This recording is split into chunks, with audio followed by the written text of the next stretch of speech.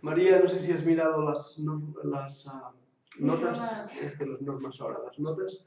Vale, es más que nada para saber hasta qué punto necesito hacer un poco de repaso.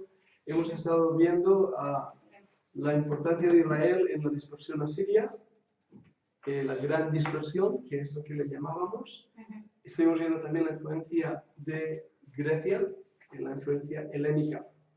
Es lo último que estábamos viendo, y entonces como de ahí saldrán también un grupo llamado los fariseos. Es lo último que vimos la semana pasada. Vimos el inicio de la sinagoga también, cómo la sinagoga empieza bajo Babilonia en la gran dispersión, y estábamos mencionando ahí también ese auge del poder, ese vacío del poder bajo los imperios babilónico, asírico y las influencias helenísticas griegas. Más o menos esto es lo que estamos viendo en los últimos días. ¿Sí? Ya saldrán. ¿Saldrán preguntas, José? Hay una hoja de repaso. Si acaso vamos a empezar con la hoja de repaso, y de esta manera pues podremos refrescar un poquito nuestra mente en la página 16, si tenéis las notas en la página 16. Estamos haciendo esto, después cuando ya vengan los hermanos que aún faltan, hoy también algunos no van a poder estar, así que cuando venga Jeremías, me parece que va a venir, pues ya empezamos con oración. Pero en la hoja de repaso, en esta lección hemos estudiado acerca de la segunda época en el periodo entre los dos testamentos y dos hechos notables de dicha época. La pregunta B, la época de la influencia griega, años 336 hasta el 167 antes de Jesucristo. El griego como lengua común, lo que llamábamos la lengua principal de comunicación, que eso influenció para que el Nuevo Testamento fuera escrito en griego y el Antiguo Testamento fuera traducido al griego a través de la Septuaginta. Y punto número 2, la versión de los 70, que eso es la Septuaginta. La Septuaginta, dedicamos un tiempecito a hablar de ella y mostramos su importancia para nosotros hoy, incluso como creyentes. El punto 2.28 completa dos razones por qué eran importantes el griego como lengua común. En tus propias palabras. 1. Todos podrían... Evangelio, ¿no? Todos sabían griego. Eso es, en tus propias palabras. Todos podían entender el Evangelio, al saber todo griego, era como la lengua transversal que podían pasar de un idioma a otro utilizando el griego y entendiéndolo. Sería como el inglés hoy en día. Y después, en la segunda pregunta, el griego era la lengua perfecta para expresar el mensaje del Evangelio.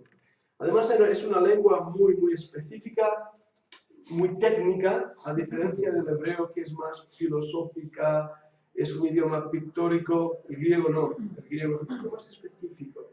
Y yo puse ahí la letra Gimel en hebreo, solo para daros cuenta de algo. Es esta letra Gimel, que es la letra para un camello. Para un camello. Yo no sé dónde ven el camello, pero me dice que eso es un camello. Bueno, pues está muy bien. Es la letra Gimel en hebreo. Y después vimos también como no fue hasta el tiempo masoreta donde no se pusieron los puntitos ahí de las vocales de debajo de las consonantes. Hay 12 sonidos principales vocálicos, y hay diferentes puntitos según la vocal en hebreo. Pero bueno, eso es para otra clase. Bien, el 3.29, ¿qué era la versión de los 70, la Septuaginta? Josué, ¿qué has puesto tú? ¿Qué piensas? Bueno, la versión es la traducción Eso es. del Antiguo Testamento del hebreo al griego. Eso es. Pues está más fácil, la traducción del Antiguo Testamento al griego. A ver, una cosa, me parece que ya lo dijiste, pero la del latín, La Vulgata Latina. la Vulgata latina, Sí. ¿la tradujeron desde dónde? Desde el ¿Del griego Ah. al latín. O sea, cogieron la Septuaginta y la tradujeron el Antiguo El Testamento. Antiguo Testamento. ¿Y el Nuevo? Y el Nuevo también, del griego. Bueno, El Nuevo. sí, porque el Nuevo es del griego. Ahora hacíamos una referencia de que la Vulgata latina tenemos que distinguir dos tipos de Vulgatas latinas. La que comúnmente llamamos Vulgata, que fue traducida bajo Jerónimo, pero después había una serie de textos latinos que llamamos textos latinos vulgares o Vulgata, que no es exactamente la de Jerónimo, sino que son traducciones de la Biblia del griego al latín. Y lo veremos cuando estudiemos un poquito más la influencia de Roma. Porque esto ya es después de Cristo. Esto es después de Cristo, correcto. Muy bien, vamos a seguir rápidamente. ¿Cuál era la importancia de la versión de los 70? Por ella todos los de habla griega podían conocer las escrituras del Antiguo Testamento. Era importante porque había muchos, incluso judíos, que ya no hablaban hebreo, pero sí hablaban griego. Así que era fácil para ellos conocer y leer las escrituras en su idioma. Pero en las sinagogas seguían hablando hebreo. Oh, sí. El Todas las culto sinagogas. continuaba siendo en hebreo, continuaban leyendo la Torah en hebreo, pero el problema es que no lo hablaban en casa. En casa muchos hablaban arameo, como hablaba el Señor Jesucristo, que era el idioma familiar, el arameo, pero en los centros públicos, centros políticos, centros gubernamentales, filosóficos, escuelas, todo eso era el idioma griego. Así que tenemos esa gran diferencia. Completa el siguiente bosquejo que presenta las primeras dos épocas y los hechos notables de ellas. Este es un bosquejo rapidito. Primero, la época del Imperio Persa. Esa es la primera época que estudiamos, la época del Imperio Persa, 445-336. Segundo, la época de la Gran Dispersión, eso también lo hemos mencionado.